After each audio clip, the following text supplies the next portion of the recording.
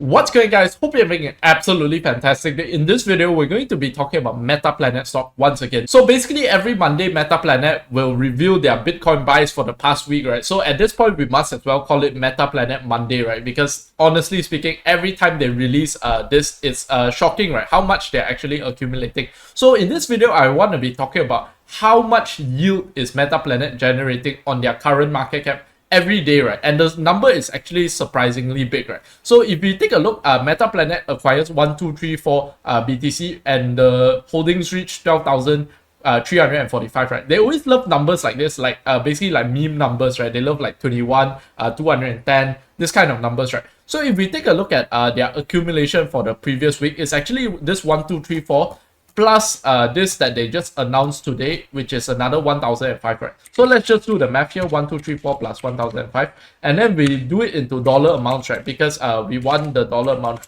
So currently the price for Bitcoin is about 108,000 per Bitcoin. So this works out to 241, nearly 242 million in this week, right? So if we divide this by 7, and we are dividing this by 7 to get how much daily that they buy, right? So they are buying around 34.5 million of Bitcoin daily. And when we take a look at the Metaplanet market cap is 6.7 billion, right? So if we divide it by 6.7 billion, so we get this number and we times it by 100 because we want to get percentage, right? So we times it by 100. So we get a 0.51%, right? So just to put into perspective how fast Metaplanet is actually stacking Bitcoin, right? On their market cap, they are actually generating a 0.51% yield every day, right? Which if you times it back by 7, it's actually a 3.59% yield every week, right? So imagine that times 52, that is 186%, right? So obviously this is not the full picture because this is actually a simple interest rate, right? When they are compounding actually 3.5% every week, right? Because the next week their purchase, if it is another 3.5%, it will be a 3.5% on top of this week's 3.5%, right? So how's Metaplanet stock doing? So you can see that ever since April, it's basically been a straight line up, and then there's this correction here, right? So this correction here is actually a 35% correction, right? If we take a look, something like this, yeah, it's 35%, right? And what could have warned us about this is actually the RSI, right? So I think in future, when we see a RSI as overbought as this, maybe 87 or 90, right?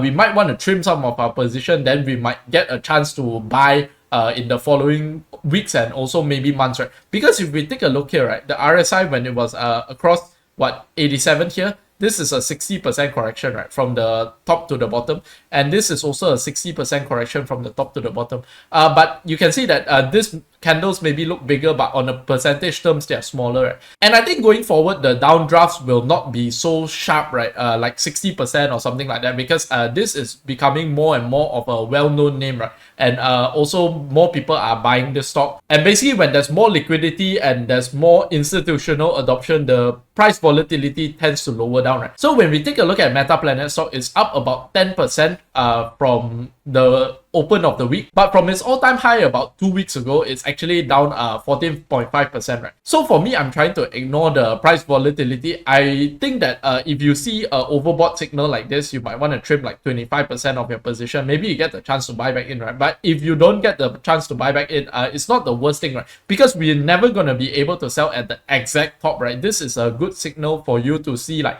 maybe there's a top incoming, right? So obviously, just to cover some of last week's price action, you can see that obviously it opened the week at this, and then basically within the day it was down to 1,200, right? So maybe that was a bit scary for people, but then after the day closed, it basically closed somewhere here, right? Like 1,500 or something like that. So maybe at this point, some people are asking, okay, since your purchase price at 750 about I think month and a half ago, you're now up 100%. Are you like selling or are you like trimming? The answer is no, right? I'm holding on to most of my shares.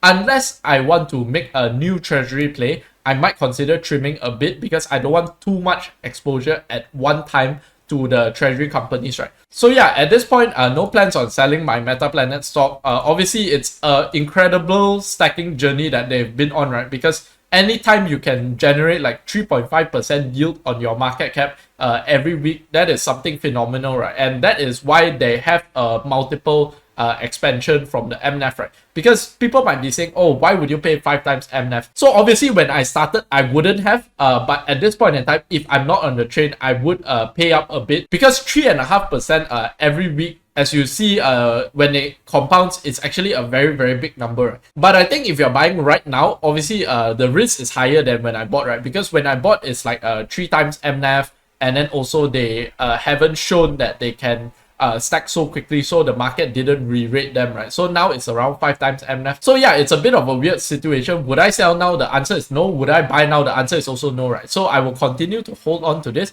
and I hope you enjoy my little update. So thank you very much for watching the video, and with all that being said, have a fantastic day ahead, and peace out.